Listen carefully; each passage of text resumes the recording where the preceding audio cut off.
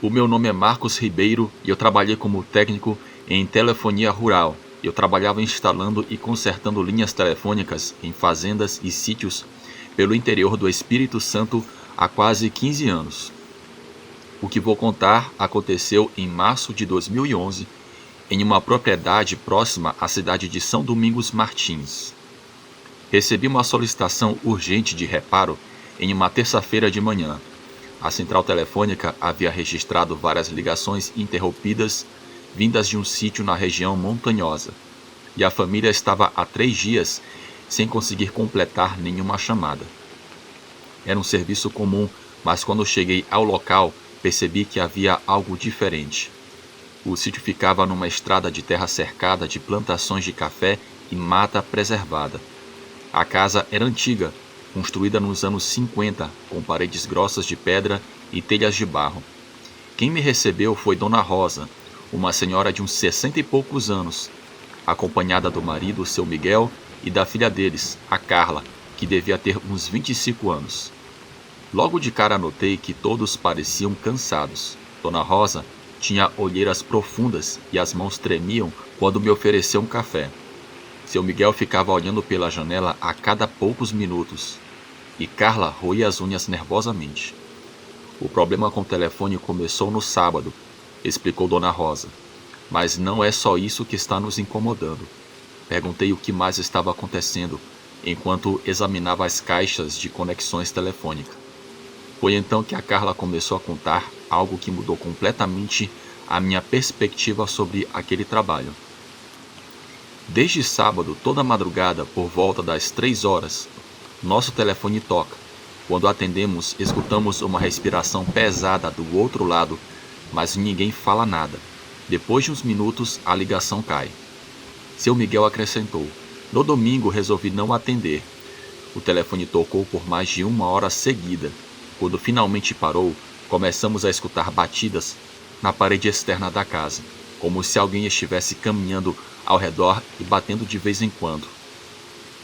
Expliquei que problemas na linha podem causar toques fantasmas, mas eles insistiram que havia algo mais.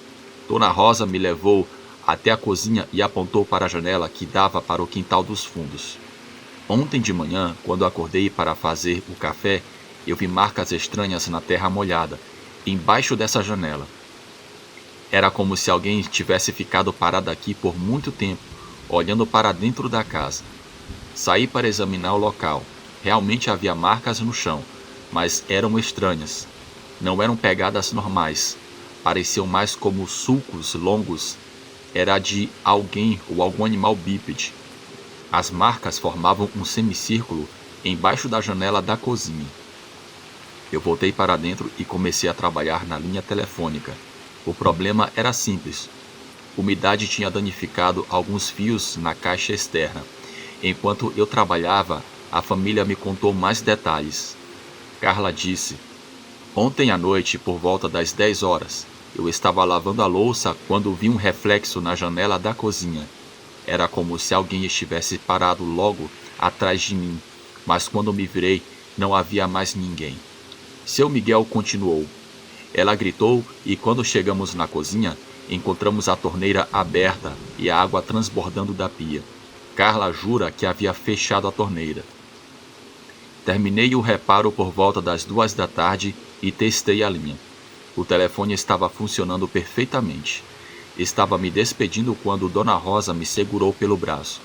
Seu Marcos, o senhor poderia ficar mais um pouco, até meu genro chegar. Ele vem toda terça buscar a Carla para fazer compras na cidade, mas hoje ele está atrasado. Eu aceitei ficar mais um tempo. Sentamos na varanda da frente e eles continuaram me contando sobre os acontecimentos estranhos. Seu Miguel mencionou que os animais da propriedade estavam agindo de forma estranha.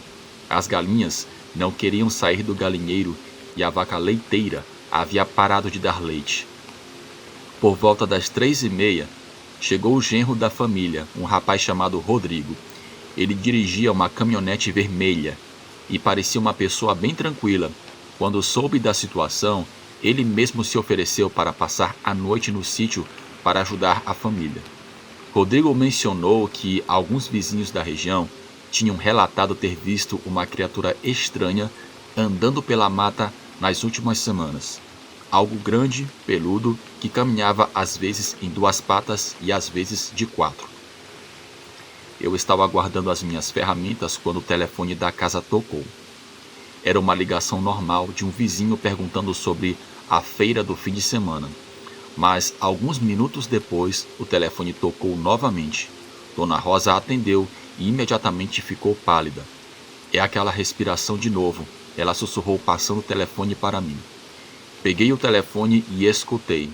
Do outro lado da linha, havia realmente uma respiração pesada, lenta, como se a pessoa estivesse com muita dificuldade para respirar.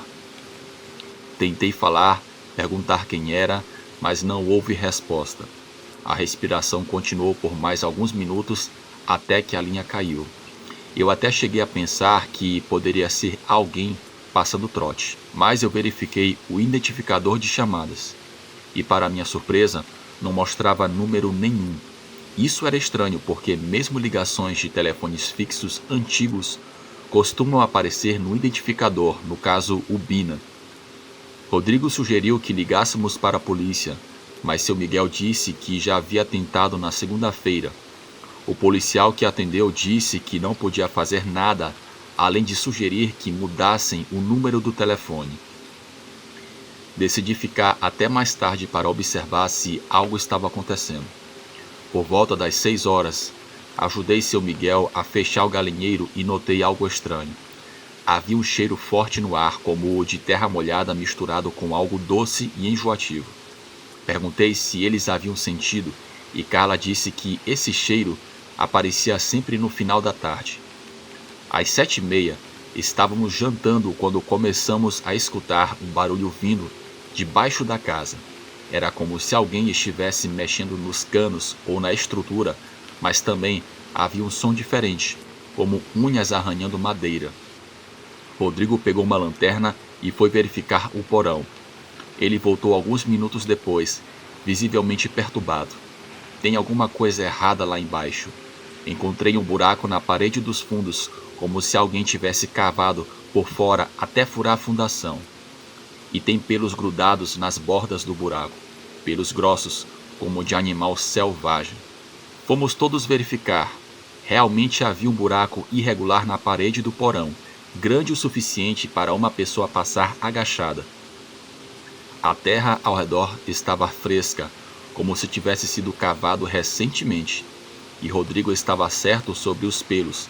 Eram grossos, escuros, diferentes de qualquer animal doméstico que eu conhecia. Quando peguei um dos pelos para examinar melhor, notei que tinha uma textura estranha, quase humana, mas muito mais espessa e fedorento.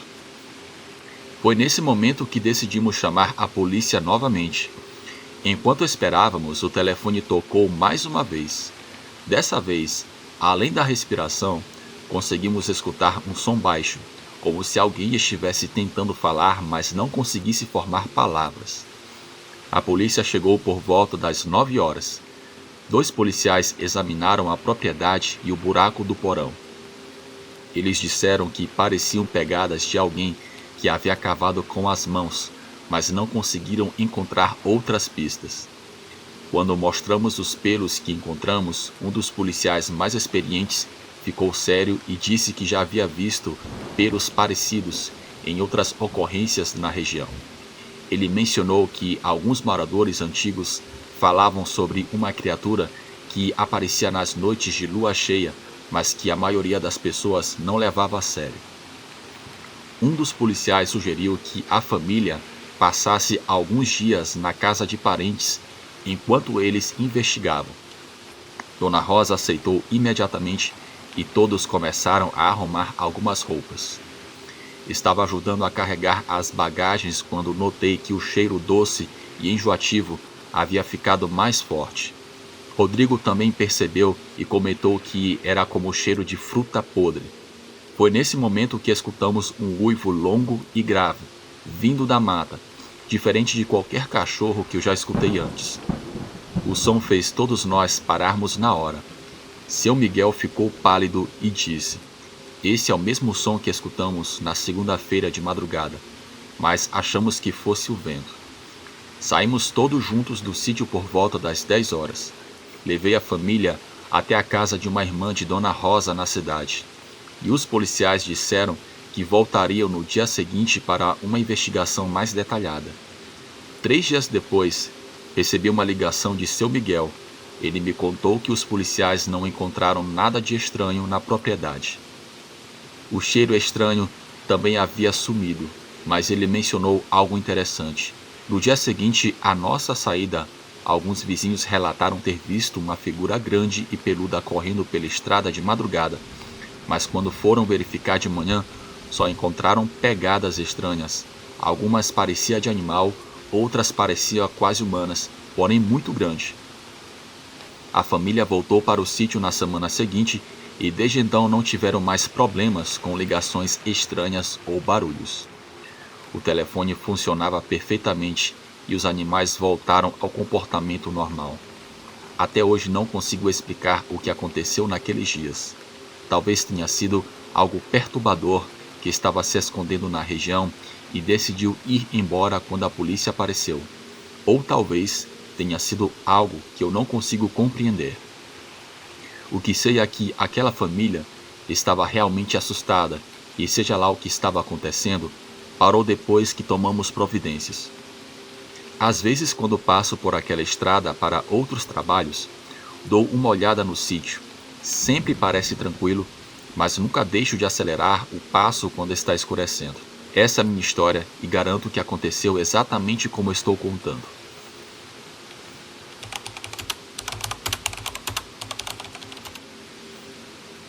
Olá a todos do canal, eu sou de Cachoeira do Rosário.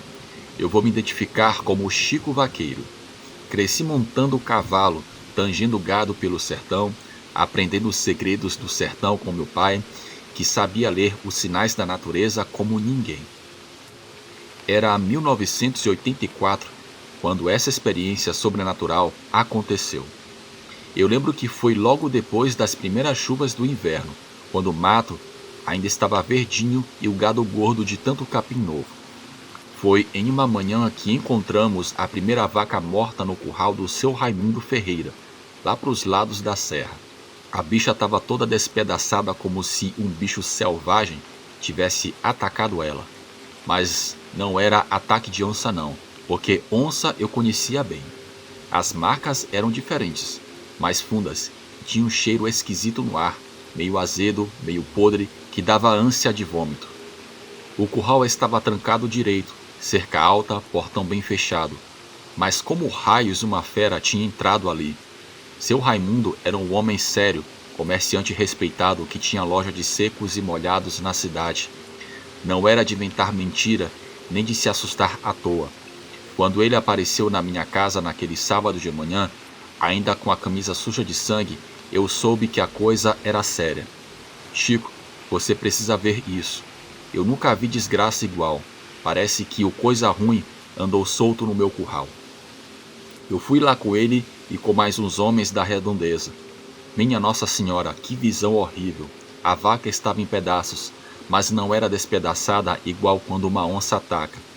Era como se alguém tivesse rasgado ela com as próprias mãos, arrancado pedaços de carne e deixado espalhados pelo chão. Eu olhei as pegadas no chão de terra batida do curral. Começavam com patas de cachorro muito grande, ficando maiores, com 5 dedos e unhas que pareciam garras. E no meio do curral tinha uma poça de baba espessa. Isso aqui não é coisa natural não, falei pro Raimundo. Bicho nenhum entra em curral trancado e faz um estrago desse assim. Nos dias seguintes os ataques se espalharam. Toda semana aparecia gado morto em currais diferentes, sempre da mesma forma e bichos despedaçados. O povo começou a ficar com medo, trancando os animais em currais mais seguros, fazendo rezas e acendendo velas. Minha sogra, Dona Josefa, que era conhecedora de causos antigos, começou a falar em lobisomens. Dizia que já tinha visto aquilo antes, lá no tempo da juventude dela, quando morava em Quirinópolis. Segundo ela, lobisomem só pode ser morto com bala benzida, e a pessoa que vira bicho tinha que ser descoberta e confrontada. É gente da gente mesmo, alguém que a gente conhece, que anda no meio da gente todo dia, mas que quando a lua cheia aparece, vira esse demônio. O medo tomou conta da cidade quando César foi atacado. Ele estava voltando da bodega do seu Manuel, tarde da noite, já meio grogue, quando disse que viu uma sombra grande e peluda pular na frente dele. Ele conseguiu correr e se escondeu atrás de umas pedras, mas ficou lá a noite toda, ouvindo uns uivos muito assustadores. Era maior que um homem, Chico. Ele me contou, ainda tremendo de medo 3 dias depois. Tinha pelos por todo lado, olhos que brilhavam vermelho no escuro e andava meio curvado, como se não conseguisse ficar em pé. O cheiro era de bicho morto misturado com cachorro molhado. Seu Raimundo organizou um grupo de homens para fazer ronda na região durante as noites. Éramos 8 homens, todos amarrados, andando em duplas pelas ruas vazias.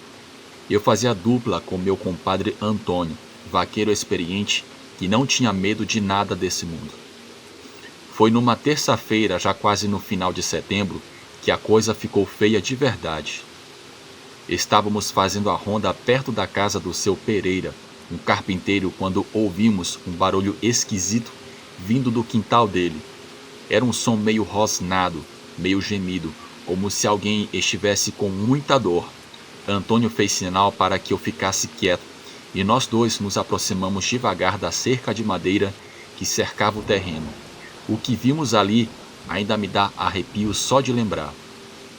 Era uma figura encurvada, estava agachada perto do galinheiro, comendo algo com desespero. Tinha pelos por todo o corpo e fazia uns barulhos horríveis enquanto mastigava. Quando levantou a cabeça e nos viu, os olhos brilharam, aquele vermelho brasa, sabe, no escuro.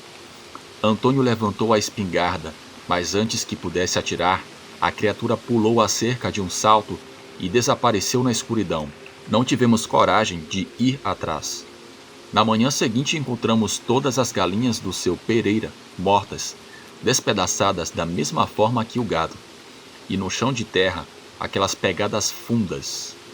Quando fomos falar com seu Pereira sobre o que aconteceu, ele estava nervoso, suando frio, falando que não tinha ouvido nada durante a noite, mas tinha sangue debaixo das unhas dele e uma camisa rasgada jogada no canto do quarto. Foi aí que começamos a desconfiar. Depois que a mulher dele morreu, ficou ainda mais esquisito. Falava sozinho, tendo pesadelos que fazia ele gritar durante a noite. Decidimos seguir ele em uma noite de lua cheia. Eu, Antônio, seu Raimundo e mais 2 homens ficamos de tocaia perto da casa dele, esperando ver o que ia acontecer. Por volta da meia-noite vimos o Pereira sair de casa caminhando meio zonzo, como se estivesse sonâmbulo. Seguimos ele à distância até um lixão. Ali vimos a transformação que nunca vou esquecer enquanto viver. O homem começou a se contorcer gritando de dor, enquanto pelos iam brotando pelo corpo todo. Os braços foram crescendo, as unhas viraram garras, e a cara foi mudando até ficar meio que gente, meio bicho ao mesmo tempo. Quando a transformação terminou, a criatura levantou a cabeça e soltou um uivo ensurdecedor. Era o som mais assombrado que já escutei, mistura de dor, raiva e desespero. Seu Raimundo, que já estava com a espingarda carregada com bala benzida, apontou para a criatura, mas antes que ele pudesse atirar, ouvimos uma voz conhecida vindo atrás de nós. Não atira não, Raimundo, é meu irmão. Era seu Elias, irmão mais velho do Pereira, que tinha chegado sem fazer barulho. Estava com lágrimas nos olhos, segurando um terço nas mãos trêmulas. Ele não consegue se controlar. Elias continuou com a voz trêmula. Toda noite de lua cheia, ele vira essa coisa. E eu fico cuidando, tentando esconder, tentando proteger. Ele é 7º filho. A criatura tinha parado de uivar e estava olhando para nós com aqueles olhos vermelhos. Mas agora parecia mais perdida do que feroz. Elias se aproximou devagar e falou: "Vai para casa, meu irmão, vai para casa que já passou." O bicho deu um salto e desapareceu no matagal. Na manhã seguinte, a casa dele estava vazia. Tinham ido embora durante a madrugada.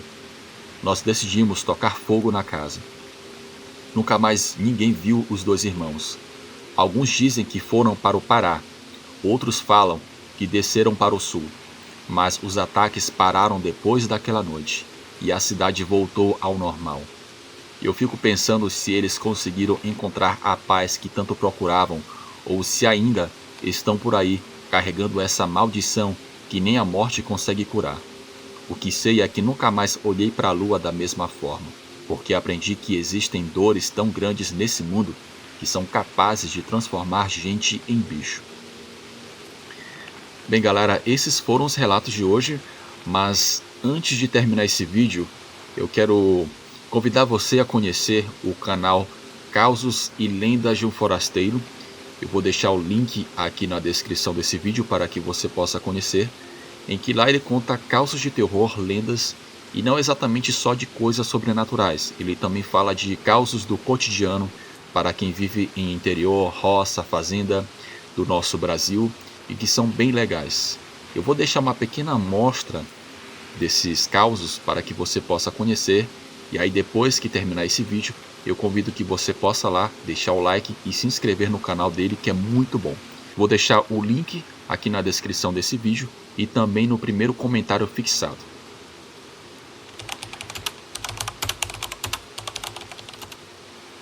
Moço, vocês me dão licença para contar um caso de arrupiar bem rapidinho. Teve uma vez que eu fui chamado para trabalhar como caseiro em uma chácara, lá para as bandas de Montevidéu, em Goiás. Eu estava desempregado nessa época, emprego estava difícil naquele tempo, viu? O dono de lá disse que ia visitar a filha que estava estudando na Irlanda. Vai vendo. Ele perguntou se eu poderia vigiar a chácara dele por 2 semanas até ele voltar de viagem. Eu aceitei na hora. Eu iria ficar na casinha do caseiro, que era muito boa e com piso tudo novo. Peguei minhas coisas e fui para lá. Rapaz, o lugar era bonito demais, mas se eu soubesse o que eu iria ver naquele lugar, eu jamais teria aceitado aquela empreitada. Quando era tardezinha, peguei uns trocados que eu tinha e pensei em comprar uma salsicha para comer com pão e refrigerante. Eu fui no mercadinho que tinha lá perto. Quando cheguei lá, o dono olhou para mim e perguntou: "Moço, tu é novo por aqui, é?" Eu disse que sim. Ele olhou para mim desconfiado e falou: "Olha, eu espero que tu fique até o final." Todo caseiro que passou por lá não aguentou ficar 1 mês sequer. Eu fiquei curioso e perguntei o porquê. Mas ele disse que não sabia, porque não teve chance de perguntar. Peguei minhas coisas e fui para casa pensando naquilo que o cabra do mercadinho me falou. Cheguei e fiz a minha merenda, liguei meu radinho de pilha e fiquei lá na cozinha comendo e escutando a voz do Brasil. Foi aí que eu vi 2 gatos pretos me encarando lá do quintal. Acho que eles queriam comida, mas então eu disse para eles: "Não tenho comida para mim, quanto mais para vocês." Joguei água nos bichos para modo de espantar eles. Não vou te mentir que quando vi aqueles 2 gatos me deu um trem esquisito demais. Passou um tempo, já estava dormindo na cama. Quando foi de madrugada, escuto um barulho no teto da casa. Abri meus olhos desconfiado e fiquei escutando, quando começou uma lambança lá em cima dos gatos.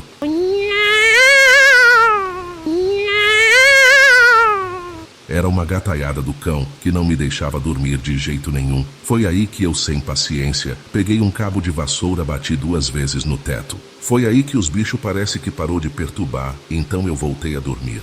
Chegou a manhã, saí para fora, fiz uma ronda na chácara. Tava tudo em ordem. Eu ainda estava pensando naquilo que o dono do mercadinho me disse. Passou-se o dia, a noite chegou, ouvi o rádio e fui para cama. Fiquei escutando umas músicas antigas, boa demais da conta, no volume baixinho, até pegar no sono. Foi quando de madrugada, umas 3 horas, eu escutei de novo aquela gataiada perturbando no telhado.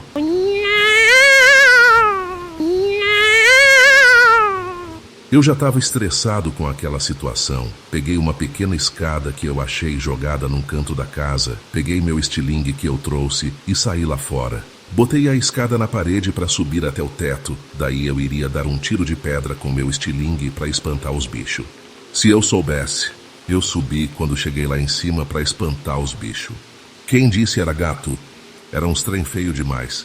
Os bichos pareciam 2 ET. Cabeça grande, agachado em cima do telhado, uns olhos de fogo e um chifre bem no meio da testa. Era 2 bichos. Na hora eu só pulei, corri e tranquei a porta. Fui pra cama e comecei a rezar deitado, aqueles bichos que estavam imitando os gatos no telhado.